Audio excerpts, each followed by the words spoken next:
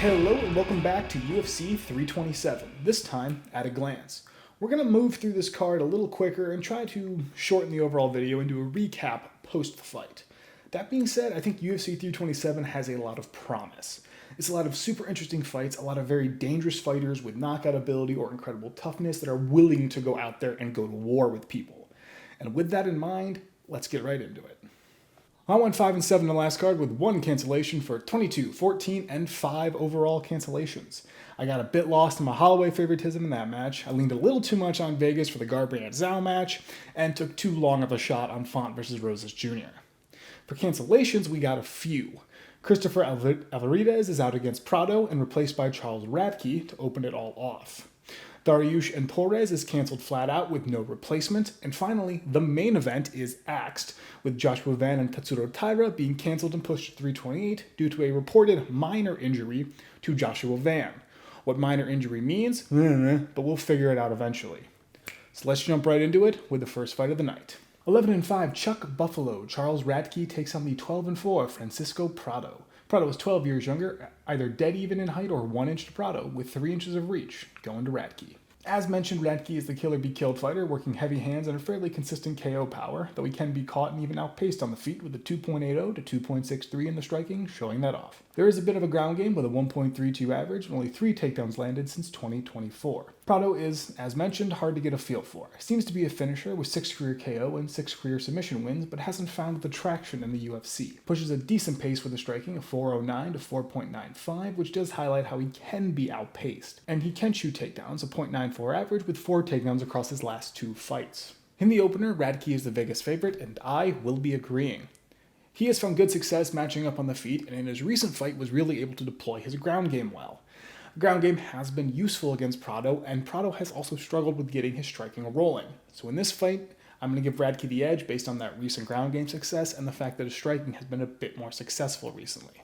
23-12-1 Vicente Silent Assassin Luque takes the cage against the 20-10-0-1 Kelvin Gastellum. Even age across the board, 2 inches of height in favor of Luque with 4 inches of reach. Also rolling to Luque. Luque is a finisher capable of ending the fight in a blink with solid explosive power and a dangerous looming takedown game. 4.83 to 5.30 average speaks to his tendency to exchange and rely on power to act as a bit of that equalizer. Ground game does also help his style with a 0.90 average with some takedown heavy performances where he proved his ability to power through and take control. Gastellum is a grinder through and through, powering through close fights to get to the judges, and relying on his toughness to get there. Striking is solid, but oftentimes is mainly just good enough to keep himself in a fight. 3.57 to 3.53. He can be outpaced and put into a hole, but oftentimes is able to match up at least. The ground game is off, a 1.01 average, but selective deployment seeing it be effective in a number of its uses, though he has been shut down and taken down by some ground-focused opponents. Gastellum is the heavy favorite here, and I will be agreeing.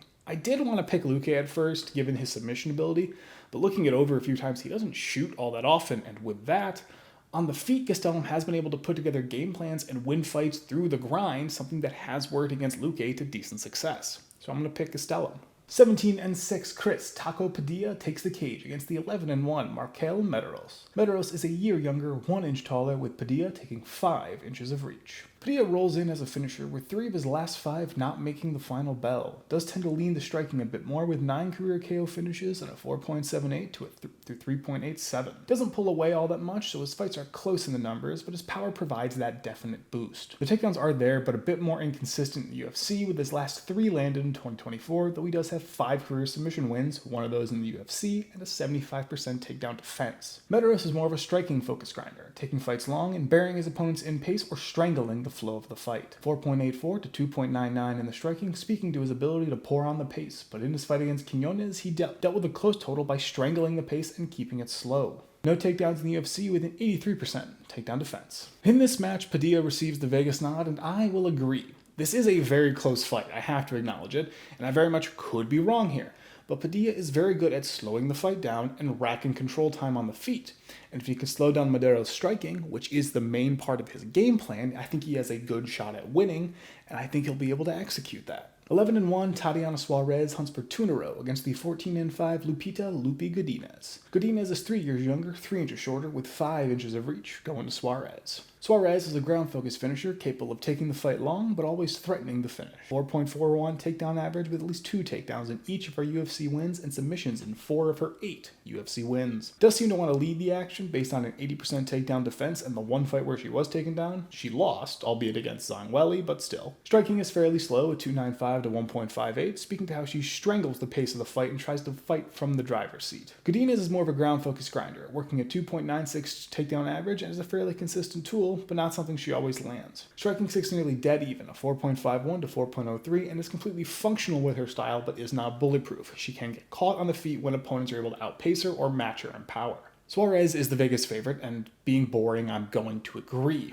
On paper, these fighters match up really well, but Suarez is a fight and a win removed from her championship bout.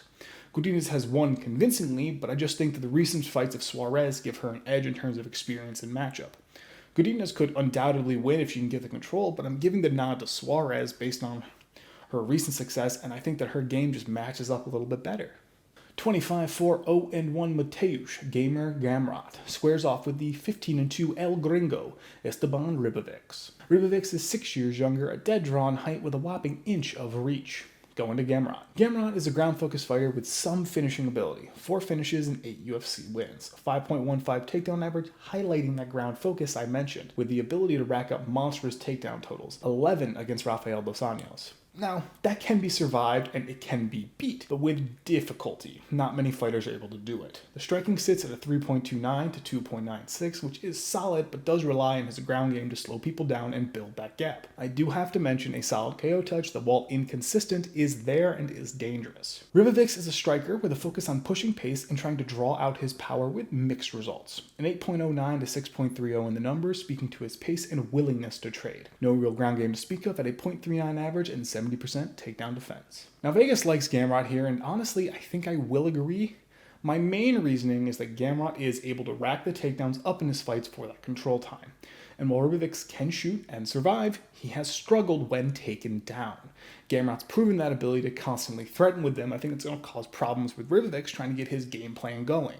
He's going to have to consistently look out for them, and I think that's going to hurt him in the long run. 28-15-0-1 Kevin Trailblazer Holland looks for the finish against 20-7 Randy Rude Boy Brown. Holland is 2 years younger, a dead draw in height with 3 inches of reach. Rolling to Holland. Holland is a kill or be killed fighter with dangerous power and a threatening ground game. Striking is his main draw, 4.26 to 3.22, showing he's willing to get hit to step in and land. Power is a great equalizer, but he can be caught. Ground game is solid as well, a 0.83, and seems to be a matchup piece that can sometimes land a submission. Brown is very similar stylistically, though he doesn't seem to get finished as often. Striking is the main focus at 4.49 to 3.33, speaking to a willingness to exchange, but also some ability to control the flow of a fight. The takedown game appears a little more often, but again seems to be a matchup piece with a 0.76 takedown average with limited effectiveness. It's a complete dead draw here, so I'm forced to make a decision, and I will be picking Holland.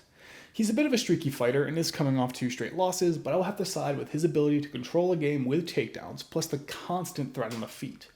Brown's not out by a long shot, and the takedowns might not matter, but when comparing boxes and ways to win, the one more in Holland's favor is the fact that he has takedowns and some of his matchup experience. 37-8 Patricio Pitbull looks for 2 in a row against the 13-5 Aaron Pico. Pico is 9 years younger, 2 inches taller, with 3 inches of reach, not so going his way. Pitbull is an MMA veteran going into his 3rd UFC fight, and really is an all-rounder. Solid ground game with 12 career submission wins and a 1.49 takedown average in the UFC. He can be taken down, but seems pretty good at surviving and getting back to at least a safe position. Striking in the UFC isn't great. 2.68 to 4.23, getting absolutely mauled by Yair Rodriguez and beating IG by 8 total strikes. Pico's again another UFC newcomer and reads more like a striking-focused finisher with 9 career KO wins and was leading strikes 13-8 against Leron Murphy before getting knocked out. There is a ground game there, seems to be a control piece that can get some solid control time. Pico gets the nod here and I will agree.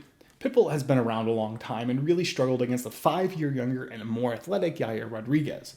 And while he might be able to pull the wily vet thing and eke out a win, Pico ticks a lot of those boxes. He's younger, looks more athletic, and definitely packs power. I don't know if it's the same as Yair, but he's definitely got it, and I think it's going to cause Pitbull some problems.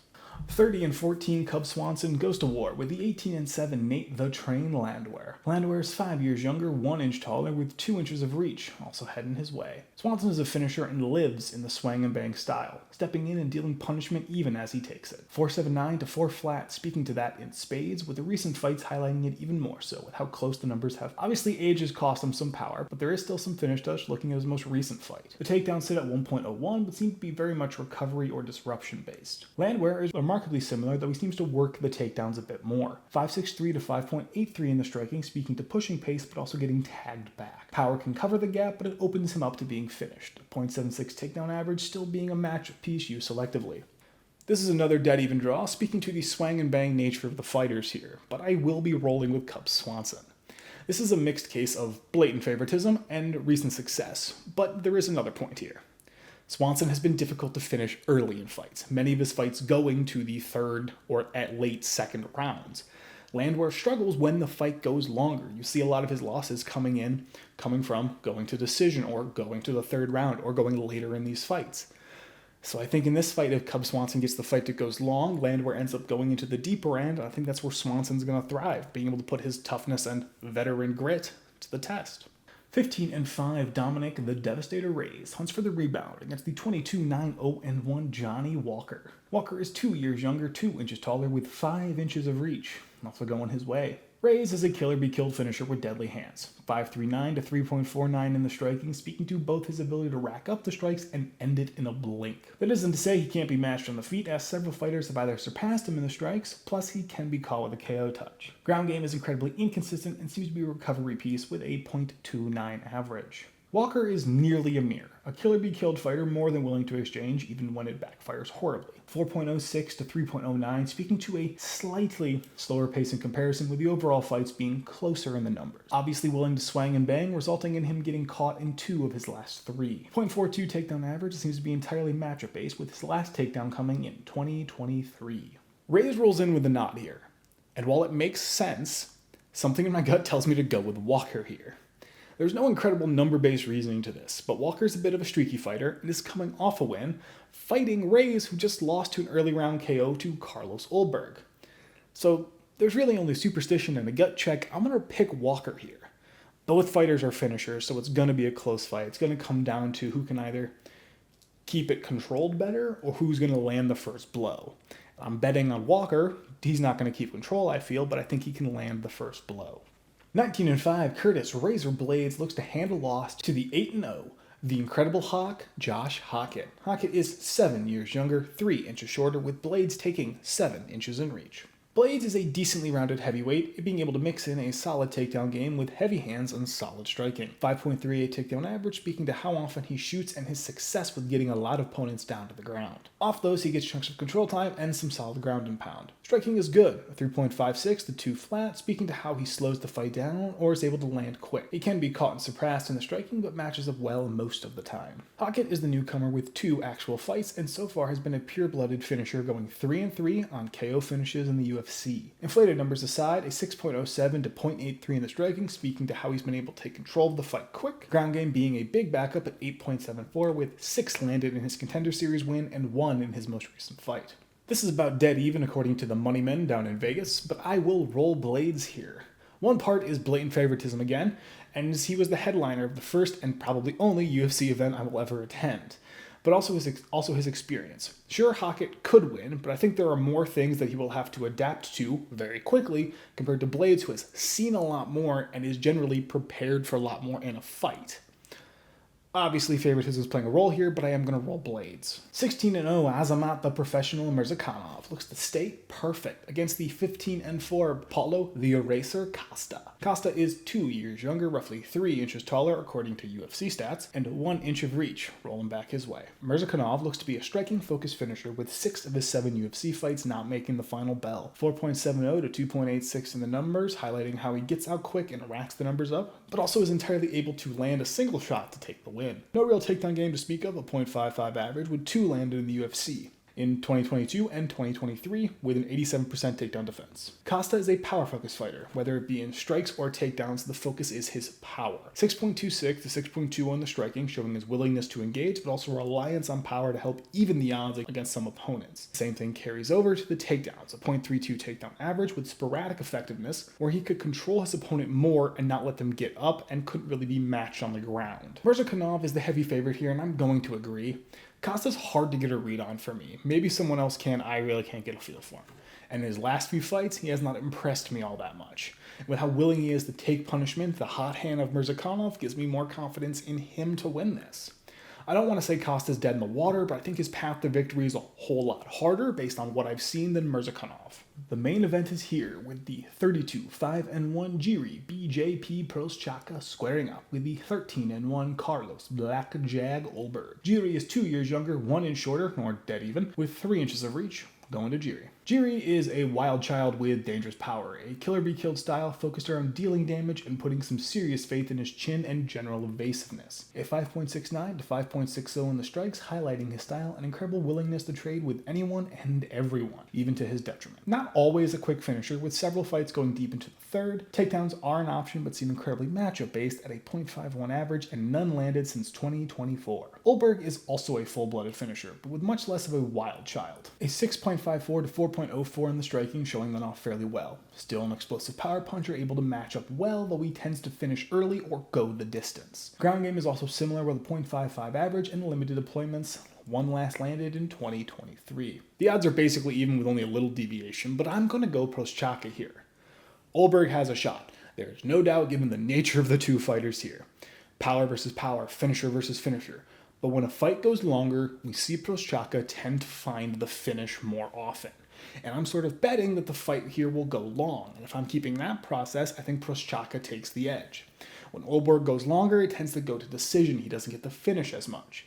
When Prochazka goes long, he tends to find a way to finish the fight. It might be sloppy, might be chaotic, but he finds the finish. So I'm going to go with Prochazka here. Well, in the end, that was UFC 327 at a glance. I hope you can see what I mean. This is a wicked fun card. There's a lot of finishers. There's a lot of guys that are dangerous. There's a lot of guys that fight their hearts out and battle through everything to get to the end of a fight here. Obviously, I'm excited for the new main event here. I would have loved Van versus Tyra, but I think Prochazka Ulberg is a great thing to step in and fill it. I think Cub Swanson Landwher is going to be interesting at the least. I love seeing Curtis Blaydes fight, as mentioned, blatant favoritism. And I think Reyes Walker has a sneaky amount of potential to be interesting. I think even your early cards have a lot of potential to see these guys begin to take steps into the rankings and start setting things up. Well, in the end, that was UFC 327 at a glance. Thank you, and have a great fight.